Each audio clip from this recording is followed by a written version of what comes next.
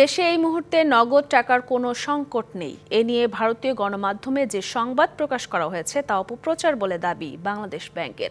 কেন্দ্রীয় ব্যাংকের মুখপাত্র জানান, জনদাবির পরিপ্রেক্ষিতে টাকার নকশা পরিবর্তনের সিদ্ধান্ত নিয়েছে সরকার, আর এজন্যই নতুন কোনো নোট বাজারে ছাড়া হচ্ছে না।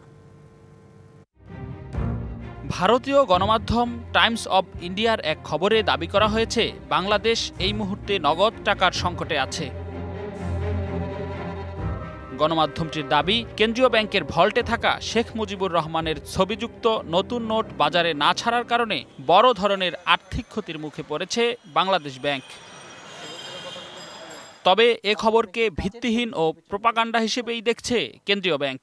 কিছু নোট বাজারজাত করা হয়নি, যেটা পূর্বে ছাপানো হয়েছে, এবং এর সাথে বিজড়িত অর্থ খুব ন্যূনতম, এবং সেটা বাংলাদেশ ব্যাংকের আর্থিক ক্ষতির কারণ হবে, এটা ভাবারও কোনো কারণ নেই। এই সংক্রান্ত কোনো নিউজ যদি আন্তর্জাতিক কোনো মিডিয়ায় প্রচার হয়ে থাকে, এটাকে আমরা প্রোপাগান্ডা ছাড়া আর কিছু বলতে রাজি না।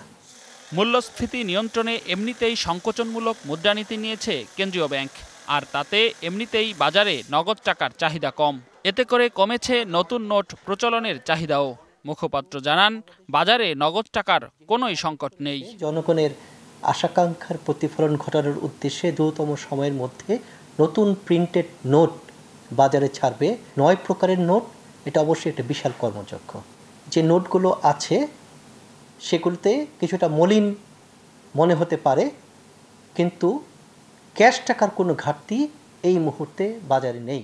ভল্টে থাকা নতুন নোট না ছাড়ার কারণে ছেঁড়া ও মলিন নোট নিয়ে গ্রাহকের কিছুটা ভোগান্তি হচ্ছে বলে স্বীকার করেন মুখপাত্র।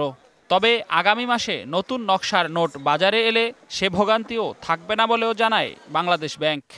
নোট ছাপানো এটি একটি বাংলাদেশ ব্যাংকের সাবসিডারি প্রতিষ্ঠান, সেটার বাংলাদেশ ব্যাংকের কাজের পরিধি বিবেচনা করলে এটি ক্ষুদ্রাতি ক্ষুদ্র একটি অংশ। রেদওয়ানুল হক, ডিবিসি নিউজ, ঢাকা।